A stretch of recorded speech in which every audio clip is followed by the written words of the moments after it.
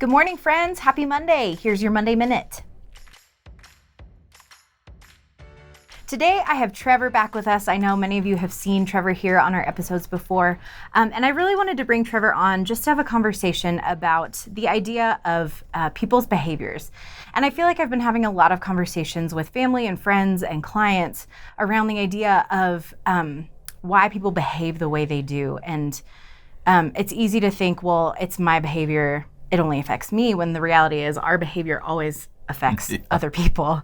And so thinking about the idea of like what context frames people's behaviors and how can that give us or inform us on how we feel or handle that information. Yeah. I want to start off with a sort of extreme example. I mean, we've all kind of been in this situation where we're driving in traffic and somebody is just being super aggressive. You might call them names, idiot among them, of like, what are you doing? You're going to get hurt. You're going to hurt other people. Nobody needs to be in that much of a hurry right now. Right. Now, there's annoyance that comes up. We can't control what that other person is doing. We don't get to get in the driver's seat of that car and change things.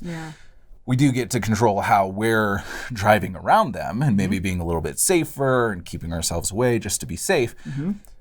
Another thing that we can do is change how we see that person. So if we were in that situation and I was to turn towards you and say like, oh man, I know that car. That's James, and James literally just called me and let me know that his wife is really badly hurt and he has to make it to her work. All of a sudden, it all makes sense, and you actually start feeling this sympathy and compassion for James. My kind of idea would be that we can do that whether or not we know the circumstance. If we're able to imagine some circumstances that would make sense for why a person is behaving that way, it changes the way that we are able to respond to it. And it develops this compassion. And this is not saying that that person should or shouldn't be doing what they're doing. That person who's driving probably needs to just slow down.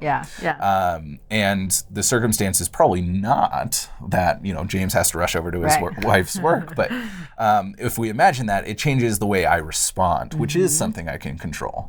And eventually we can come to this point where everyone that we're seeing around us, I'm able to see what they're doing, and maybe it annoys me, or maybe it's like actively working against me, and to think about like, okay, this person isn't just a bubble right now. There's a lot of context to their life. They've had as much life as I have, and as much reason to behave as they are as I do for how I behave.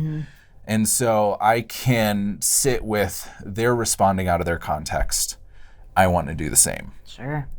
Yeah, I think there's so much wisdom in that, because when we start to get annoyed, it creates this, it can create this really strong emotional reaction in us.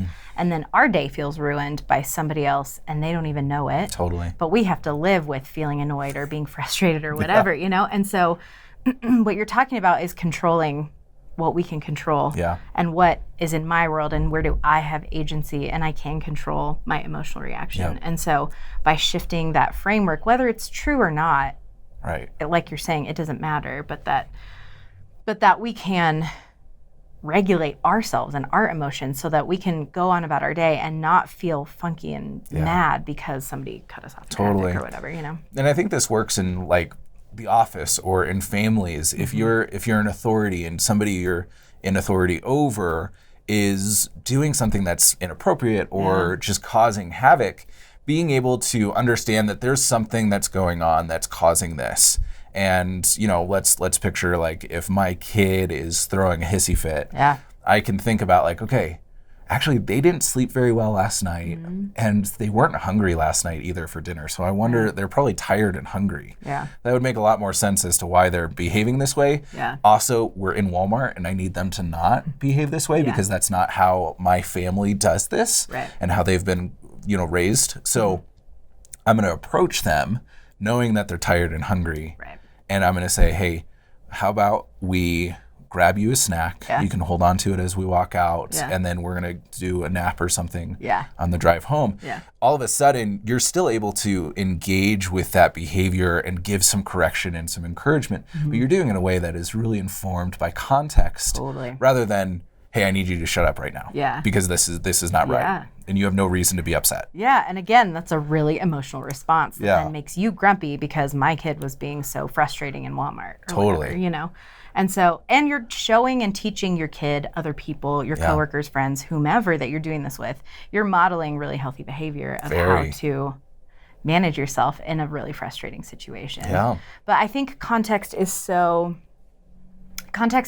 key for everything in our lives. And especially being the person who's freaking out, being the person who's having a meltdown or whatever. Ultimately, at the end of the day, every human really desires to be seen and understood. And so when another person can see us and understand our context, how loved and valued and cared for do we feel when somebody can offer that to us? Totally. And so, you know, what are the opportunities where we can offer that to somebody else? And so I really want you guys to just think about maybe what's the context for why you and your husband got in a fight last night?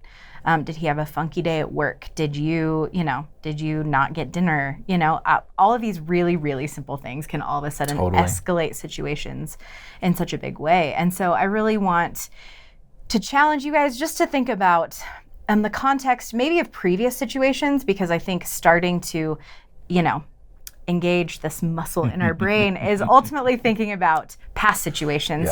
Where it's easier to get context than in an emotional situation. And so once you can start to practice understanding that context from the past, then you can start to apply it in the moment. Okay, my kid's freaking out. Why are they freaking out? And then you can handle it in such a different way than just being like, why are you freaking out? And then leaving your cart at Walmart, you know? Right. I always see the abandoned carts and you're like, well, we know what happened there. So you can get in there. I know, right? Okay, so that is your challenge for this week. See what you notice about yourself, see what you notice about those situations, and see what you can learn in what needs you have in those moments, and see if you can start to apply that in situations in your life. So, friends, get yourselves to Friday, enjoy your weekend, and we'll see you back here next week.